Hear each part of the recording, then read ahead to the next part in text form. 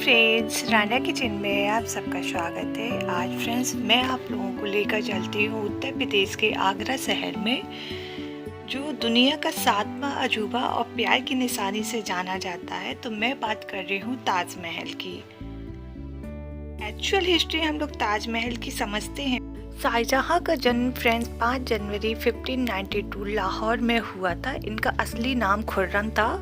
शाहजहां जो रॉयल नाम था इनको बाद में दिया गया था। इसका मतलब होता है king of the world. Friends, जो कि उनकी बेगम थी मुमताज़ महल, उनका जन्म हुआ था 27 अप्रैल 1593 में। मुमताज़ महल जो नाम दिया गया था वो शादी के बाद ही दिया गया था। इनका असली नाम अर्जुमन बानो बेगम था।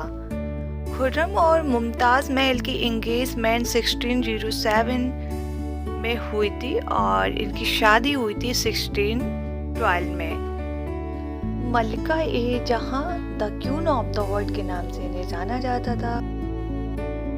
मुमताज 14वें बच्चे को जन्म देते टाइम 17 जून 1631 में उनकी डेथ हो जाती है। डेथ होने की वजह से शाहजहां भारी गम में डूब गए थे। वो पैरालाइज हो गए अपने ग्रीफ से। कई दिनों हफ्तों तक वो रोते रहे और कहा जाता है कि वह 1 साल तक वो आइसोलेशन में चले गए थे मॉर्निंग करने के लिए। जब वो वापस आए उनके बाल सफ़ेद हो चुके थे, उनकी कमर झुक चुकी थी, उनके चेहरे पर थकान दिखती थी। इस्लामिक थियोलॉजी में माना जाता है कि मृत्यु के बाद जो बॉडी होती है वो मिट्टी में मिल जाती है और जो आत्मा होती है वो ग्रेव में रहती है। आत्मा जब जजमेंट डे पर जाती है तब डिसाइड होता है कि वो जन्नत में जाएगी या दोजख में जाएगी। वो ग्रेव होता है, उसे फाइनल रेस्टिंग प्लेस माना जाता है एक आत्मा की साउल की। शाहजहां का ये मानना था मुमताज की आत्मा जो फाइनल रेस्टिंग प्लेस होगी वो बहुत ग्रैंड होती है, यानी शानदार होनी चाहिए। जब शाहजहां ने ताजमहल बनाने का फैसला लिया, चीफ आर्किटेक्ट उस्ताद अहमद लाहौरी, उन्हें टाइटल दिया गया Nadir-e-Asharat the wonder of the age, जो वाइट मार्बल पैनल्स कैलीग्राफी की गई है जो अब्दुल हक सिराजी द्वारा की गई थी। 1000 से ज़्यादा हाथियों का इस्तेमाल किया गया था बिल्डिंग मटेरियल्स को ट्रांसफर करने के लिए। वाइट मार्बल्स को राजस्थान से लाया गया था, जैस्पर को पंजाब से, जेड और क्रिस्टल को चाइना से, टर्क्यूज को तिब्बत से, शफाए को श्रीलंका से और कार्नेलियन को अरबिया से। ताजमहल के अंदर इतनी अलग अलग चीज़ें हैं, मटेरियल हैं, वो दुनिया के कोनों कोनों से आए हैं। टोटल ताजमहल को बनाने में 22 साल का समय लगा। इसकी कंस्ट्रक्शन और डेकोरेशन में अप्रॉक्सीमेटली 22,000 मजदूरों ने हर दिन काम किया और इसे बनाने में 22 साल का समय लग गया।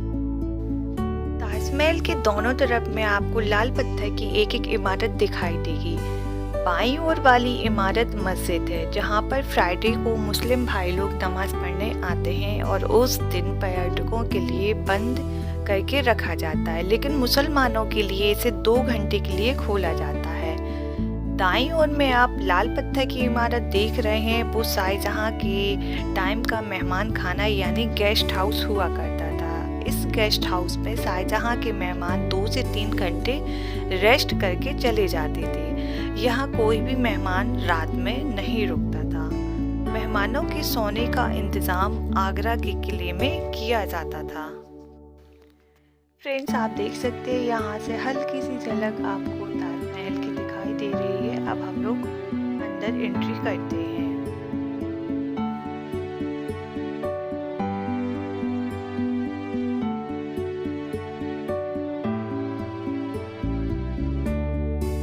फ्रेंड्स, आप देख सकते हैं कितनी अच्छी नक्काशी की गई है और इसमें आयतें लिखी हुई हैं। ये सारी पत्थरों से ही की जाती थी। तो इतिहासकारों का मानना है कि जो मजदूर वहाँ पर वर्कर काम करती थी तो उनकी उंगलियाँ थी तो वो घिस जाती थी वर्क करते टाइम। फ्रेंड्स, आप देख सकते हैं हर लोगों के हाथ में मोबाइल है, कैमरा है। इसकी एक झलक देखने के लिए लोग बहुत ज़्यादा एक्साइटेड होते हैं। मैं आपको एक्सप्लेन नहीं कर सकती हूँ कि इतना खूबसूरत ये इमारत है। एक झलक पाने के लिए लोग पता नहीं कहाँ कहाँ से आए हुए थे इसे देखने के लिए। बहुत से लोग तो फॉरेन से थे, बाकी अपने इंडिया से थे। वैसे तो हम लोग ने सबने देखा हुआ है, वीडियोस में देखा है और हिस्ट्री में हम लोग ने सबने पढ़ा हुआ है, और जो रियल में देखने की बात होती है वो एकदम अलग ही होती है। फर्स्ट टाइम फ्रेंड्स मैंने इसे देखा था, मैं तो देखती ही रह गई इसे। उस सेकंड तो मैं एकदम साइलेंट ही हो गई। मैं यही सोच रही थी कि 400 साल पुरानी ये इमारत आज भी ऐसी लग रही थी जैसे अभी इसे पूरा तैयार किया गया हो। वो लग ही नहीं रही थी कि इतनी पुरानी ये इमारत है। वाकई में उस टाइम का ये वर्क हम लोगों के लिए एक मैसेज दे। यहाँ आप जो फव्वारे देख रहे हैं ये कुल मिलाकर 53 हैं और ये आज भी सही तरीके से काम कर रहे हैं। तो आप ये सोच रहे होंगे कि शाहजहाँ के समय में इन फव्वारों को बिना बिजली के भी कैसे चलाया जाता होगा। तो यमुना नदी के पीछे एक बड़ा सा टाका हुआ करता था और उस टाके में एक चरखा लगा हुआ था जिसे शाहजहाँ के सेवक चलाया करते थे, और इस तरह से पानी उस टाके से इन फव्वारों तक आता था और ये फव्वारे चल पड़ते थे। एक खास बात मैं आपको बताना चाहूँगी कि ताजमहल के परिसर में कुल मिलाकर 16 गार्डन है और 53 फव्वारे हैं। तो इन्हें मिलाया जाए तो 16 प्लस 53 को मिलाया जाए तो 1653 बनता है। ये वही साल है जब ताजमहल बनकर तैयार हुआ था।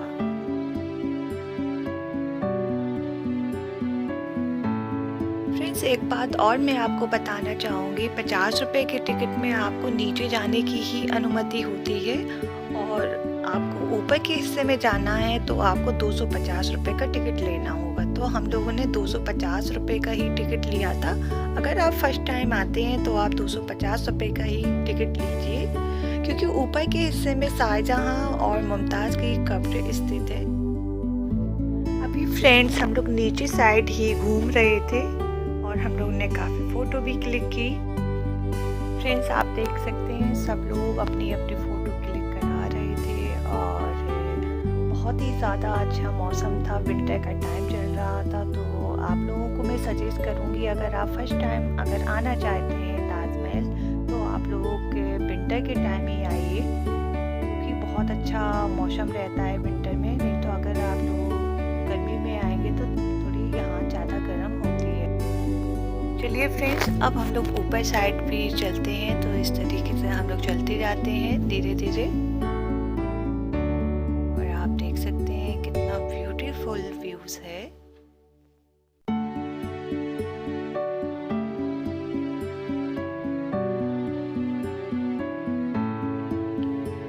फ्रेंड्स पहले मैंने आपको यही बताया था कि ये लाल पत्थर की ये इमारत दिखाई दे रही है। यही बाई ओर वाली जो इमारत है वो मस्जिद है, जो कि फ्राइडे को मुस्लिम भाई लोग यहाँ पर नमाज पढ़ते हैं, और जो दाईं ओर है तो वहाँ पर मेहमानों का लिए गेस्ट हाउस बनाया गया था।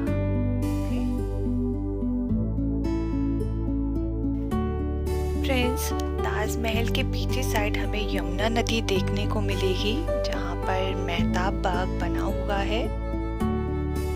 आप देख सकते हैं ये यमुना नदी का किनारा है, और आप उस साइड देख सकते हैं मेहताब बाग भी दिखाई दे रहा है यहाँ से।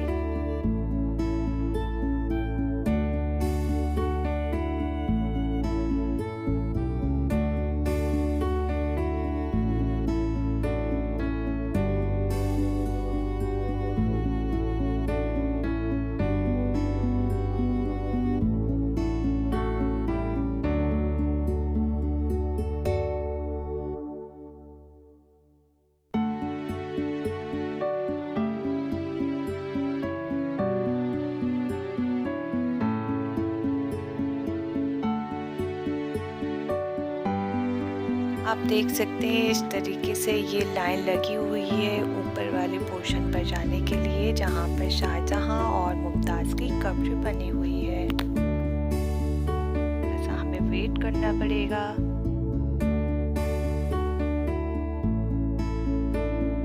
ऊपर के पोर्शन में हमें जाने के लिए काफ़ी टाइम लग गया था, तो इस तरीके से हम लोग धीरे धीरे चलते आ रहे थे।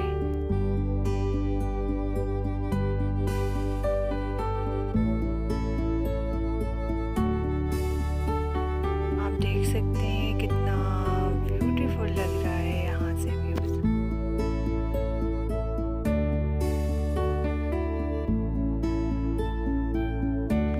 फ्रेंड्स, आप देख सकते हैं ये सीढ़ियाँ बनी हुई हैं ऊपर जाने के लिए, तो ये लकड़ी की बनी हुई है।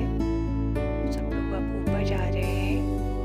ऊपर जाने के लिए फ्रेंड्स आपको ये कवर वियर करना पड़ेगा पैरों में।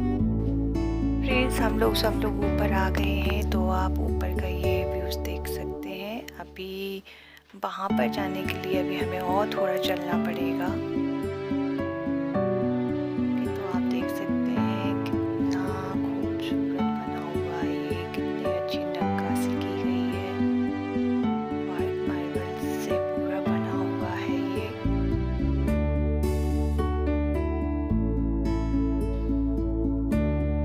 फ्रेंड्स, हम लोग चलते जा रहे थे और मैं ये वीडियो रिकॉर्ड करती जा रही थी। अभी थोड़ा सा और अभी हमें चलना पड़ेगा।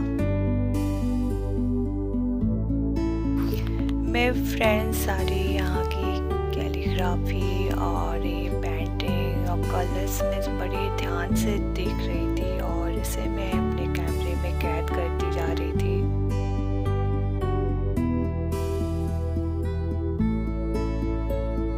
थोड़ा सा और अभी हमें चलना पड़ेगा क्योंकि वहाँ मोबाइल अलाउड नहीं रहेगा, तो इसलिए हमें फिर मोबाइल ऑफ कर रखना पड़ेगा बैग पर। इसलिए मैं ये बाहर का ये जितना भी पोर्शन है तो मैं इसे रिकॉर्ड करती जा रही थी।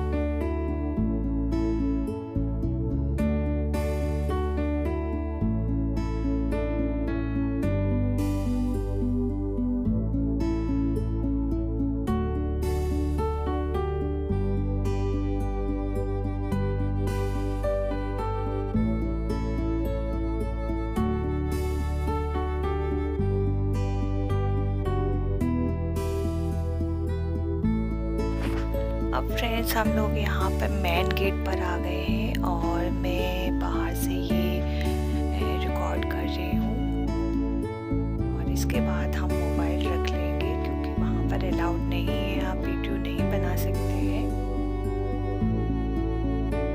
इसके बाद फ्रेंड्स, अब हम लोग आ गए हैं आगरा के किले में, जहाँ पर शाहजहाँ को बंदी बनाया गया था। आगरा के किले में मुजम्मन बुर्ज में शाहजहाँ को कैद किया गया था। यहाँ से बैठकर वह घंटों तक ताजमहल को देखा करते थे। आगरा का किला एक यूनेस्को द्वारा घोषित विश्व धरोहर स्थल है। इसके लगभग 2.5 किलोमीटर उत्तर पश्चिम में ही विश्व प्रसिद्ध ताजमहल मौजूद है। यह भारत का सबसे महत्वपूर्ण किला है। भारत के मुगल सम्राट बाबर, हुमायूं, अकबर, जहांगीर, शाहजहां और औरंगजेब यहाँ रहा करते थे। यहीं से पूरे भारत पर शासन किया करते थे। यह राज्य का सर्वाधिक खजाना संपत्ति व टकसाल थी। यहाँ विदेशी राजदूत, यात्री व उच्च पदस्थ लोगों का आना जाना लगा रहता था। इस गेट से फ्रेंड्स हम लोग अंदर एंट्री करेंगे किले के लिए।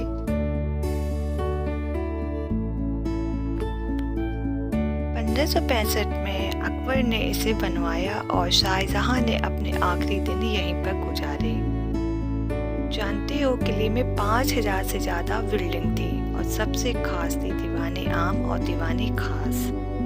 यहाँ से यमुना नदी का बहुत बढ़िया नज़ारा देखने को मिलता है। यह किला विश्व के सुंदर किलों में से एक है। फिर आप देख सकते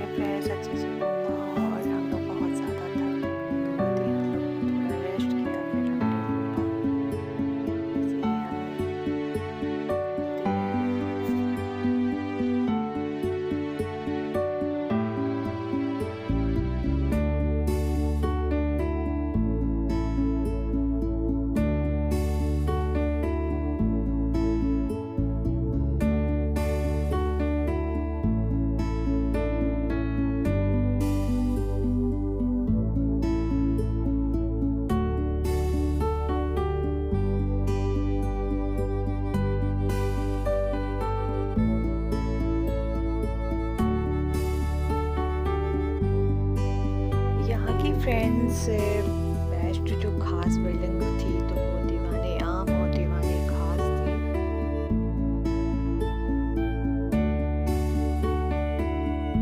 फिर मैंने ये दीवाने आम ये लिखा हुआ था तो मैंने इसे पढ़ा।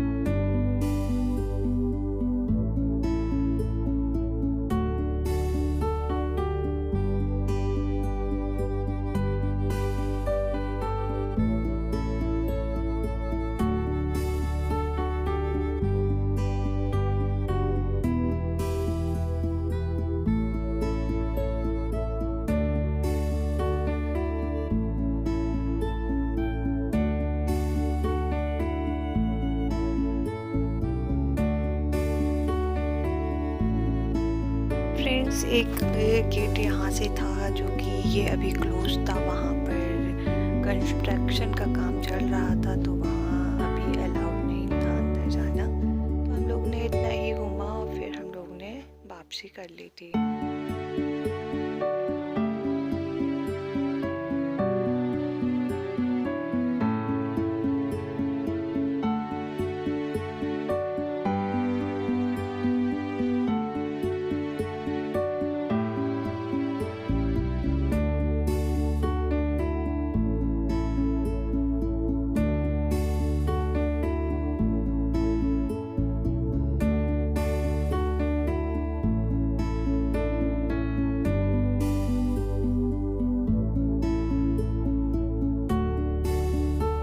फ्रेंड्स, तोप रखी हुई थी तो इसे भी मैंने अपने कैमरे में कैद कर लिया था।